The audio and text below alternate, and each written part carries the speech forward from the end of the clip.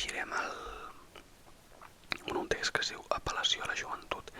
Abans he fet un altre vídeo igual llegint també un text de Daniel Cardona, però depèn de veure com surt aquest, a veure si m'agrada més. I comencem. Joves, enmig de les ruïnes de les quals està soterrat l'esperit de Catalunya, essencialment nacional i audaciosament creador. Vosaltres sou la branca florida que, per damunt de la paret, surt com una bandera blanca que anuncia la primavera que s'atansa. Al vostre entorn tot és una immensa runa, tot ha caigut amb un estrèpit perquè l'ideal dels catalans no tenia la consistència d'un gran valor moral. Era una nau sense vela, una cabana sense llar, un riu sense aigua. La generació d'ahir va parir un ideal sense fe. Per això avui, en girar els ulls al vostre voltant, sols veieu prestigis ensorrats, pretesos valors caiguts i la dignitat col·lectiva estan allà a terra. Us envolta una generació caduca, una generació derrotada, una generació vil. Sou presoners de l'exèrcit de la traïció. Sou fills d'una generació sense honor. Sou els hereus d'una generació covarda. No us envolta el silenci de la gestació pregona. Us envolta la quietud dels sepulcres. Res no et tremeix a Catalunya, ara. Ni un crit, ni una veu, ni el que és immensament més trist, ni un plor de coratge. Que la vostra mirada inexperta esdevingui dura i inflexible. Tingueu el primer valor de Gaità. Veieu, Catalunya, la nostra pàtria, la nostra única pàtria. Immòbil era la marxa a la perdurable eternitat. Catalunya esclava, sotmesa i subjugada encara. Els covards, sense altra finalitat enlairada que l'utilitarisme immediat. Els gàngsters de la nostra terra diuen al poble que ja té llibertat, quan en realitat estem més subjugats avui que abans que Espanya realitzés el canvi de règim. Abans la dominació era clara, brutalment sincera. Ara, els catalans romanen en l'esclavatge, embrutits sota el pes d'unes cadenes de roses. Car ara som esclavos de la justícia, d'una justícia que és una farsa i que, per tant, no s'ha fet. Abans teníem els muscles subjugats. Ara, joventut catalana, i tenim l'ànima. L'ànima ja no és nostra. Els nostres polítics i els nostres homes representatius de quasi tots els partits catalans se l'han venuda sacrílegament pel trist plat de llenties, que ens tornaran a perdre quan raons d'estat així ho reclamin. S'ha jugat impunement amb la dignitat i el voler nacional. El poble callat, confús, desorientat, venut, perquè no s'aixequés cap veu per la dignitat del nostre poble. S'han repartit totes les obres del festí. Els nostres intel·lectuals han emmudit, posant-se a l'alçada de qualsevol jueu de botiga de cantonada. La nostra joventut, tret d'escasses excepcions, ha palestat el seu conformisme caduc i també una bona part d'ella s'ha sumat a la baixa materialitat del moment. Avui les esquerres no tenen cap ideal elevat, humà, generós. Les seves joventuts tenen el mirar del baix del bou, que pastura mansament a la cleda que se'ls ofereix. Han consentit la traïció nacional sense una protesta, sense una revolta digna, amb totes les manifestacions a la senectut clàssica. L'esquerra no té altre ideal que el seu predomini polític, que els càrrecs i els petits i inconfusables interessos. Catalunya, per a l'esquerra, és un botí a repartir. Les 4 barres a les seves banderes res no signifiquen del noble i no representen altra cosa que aquell escut heràldic del senyor feudal, la fita possessòria. Tota la seva obra de govern es conclou en l'ideal d'aquest predomini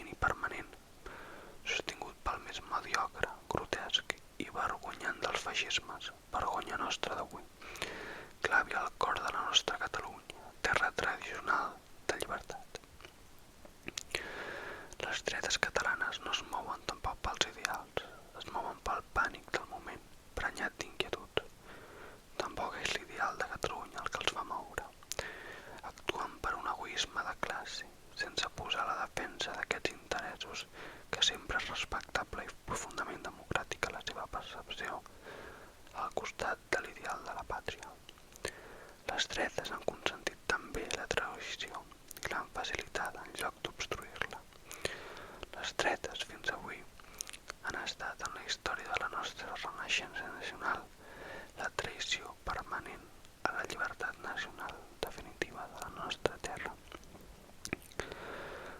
En aquest aspecte han marxat paral·lelament amb l'esquerra, millor dit, l'esquerra els ha planejat millor el camí. En el ple de la causa de la nostra llibertat catalana, Catalunya, mercès a les traïcions, a les abdicacions i a l'abandonament de la nostra causa nacional, està donant en aquests moments històrics la pobra sensació de ser un poble orfe d'ideals morals i espirituals. Políticament som Burgos o Sòria, espiritualment un clan d'Alaska. Fora del cercle de les activitats patriòtiques i nacionals, la nostra joventut es mou també vers la deriva d'una general i aguda decadència. Els nostres escriptors teatrals i literaris no surten de la general mediocritat. Els nostres joves poetes no tenen un crit de rebel·lia.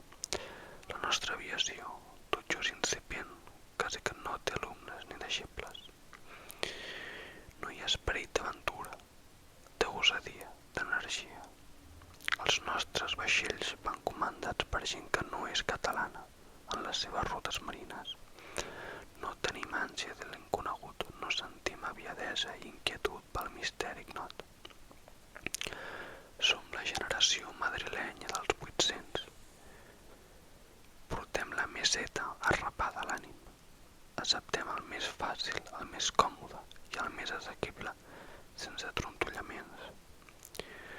Per això continuem sent esclaus, per això hem suportat i suportem la vergonya que representa a ser representats en el govern de Catalunya per aquells que han traït la causa de la llibertat de Catalunya.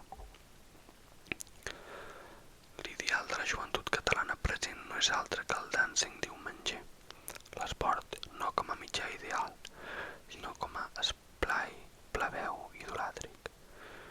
Tota l'aventura queda reduïda com a espectadors parvulars de Amame esta noche. Som pobres d'esperit i la sang també la tenim cloròtics. Doncs bé, al món passa alguna cosa. La política internacional es remou febrosament, inquietament sota la nostra superfície. L'horitzó està prenyat d'amenaces i l'esperit de la gent que representa els interessos no s'assossega ni resta, de molt lluny, tranquil. Si sabéssim endinsar-nos en la incògnita, si sabéssim comprendre tot el valor d'aquesta hora futura, terrible i venturrosa alhora, si ens atragués al més enllà, si sabéssim aixecar la mirada. Del costat d'Espanya el baròmetre polític també baixa. No hi ha res definitiu en la vida dels homes i dels pobles. Si damunt del ferm d'aquest ideal noble i sant la llibertat completa de Catalunya sabéssim aixecar-nos a l'alçada de les circumstàncies, aportaríem l'esforç que és un deure a la causa del nostre país i posaríem una mica més d'espiritualitat a la nostra vida. Tenim un ideal, tenim una gran arma, la nostra joventut no pot desoir la veu de la pròpia vida. Sigues tu mateix, tu i no un altre, ha dit Emerson. Sols, a base d'aquesta singularització, hom pot fer bé la resta. Siguem nosaltres mateixos, sigui Catalunya sola, ben bé ella mateixa, per l'enalteniment dels altres pobles de la terra. Sigui la nostra joventut ella mateixa i no una còpia o una identitat d'altra. Només així podrà col·laborar amb altres joventuts per la causa de la humanitat.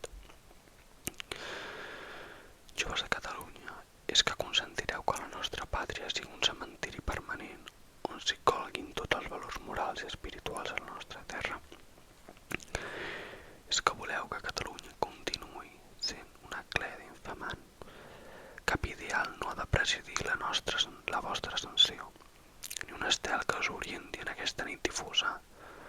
Poseu la flor de la més gran il·lusió a l'alça dels vostres ulls.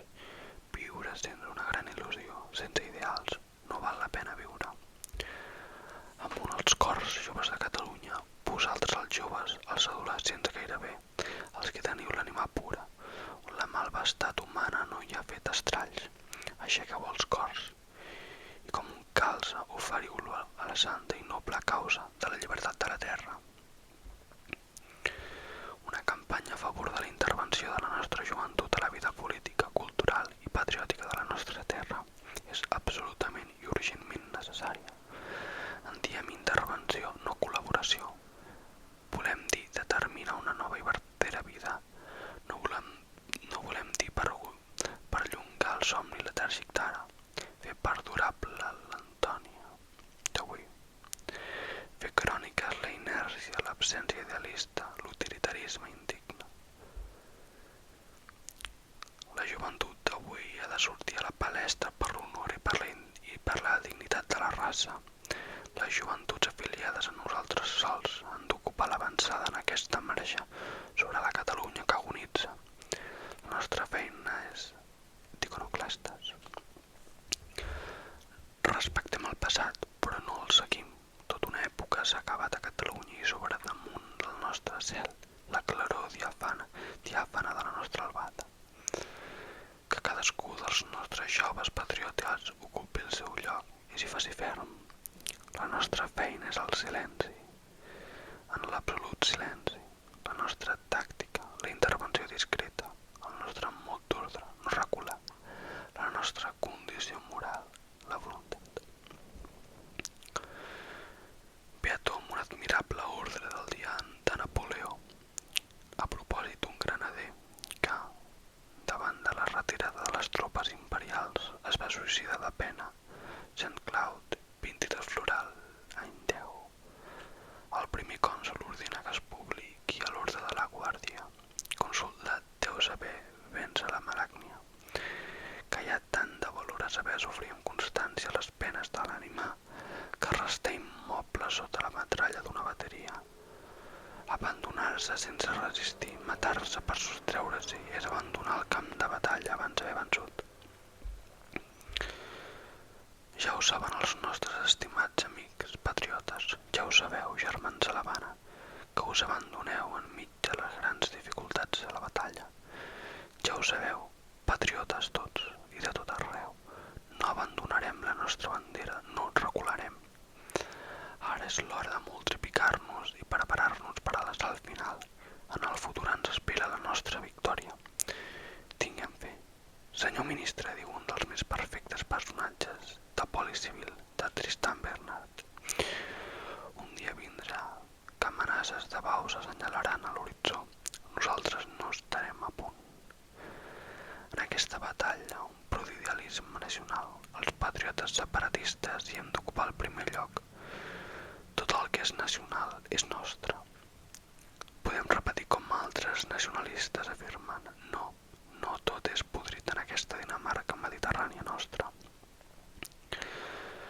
Tenim fe en la joventut que puja, creiem en les generacions adolescents que s'allisten sota la bandera de la pàtria. Són una esperança. Malmetre-les seria un crim contra la pàtria i contra la humanitat. Per la pàtria sigueu, joves de Catalunya, ardits, esperançats, que us mogui una gran fe, que la vostra sang xarbuti per una gran inquietud, que tots vosaltres vibreu pel gran i noble ideal de Catalunya lliure i independent, al servei de la llibertat de tots els homes i de tots els pobles.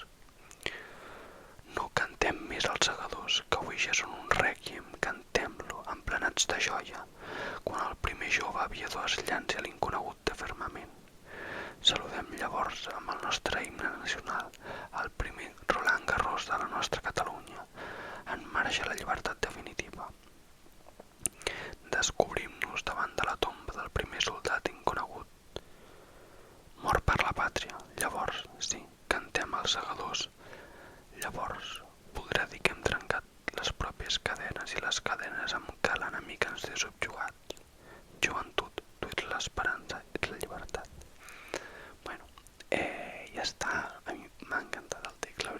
sigui, moltíssimes coses de les que he llegit les podem veure al dia d'avui, no? I espero que a vosaltres també us hagi agradat i, si trobeu interessants els textos de Daniel Cardona, doncs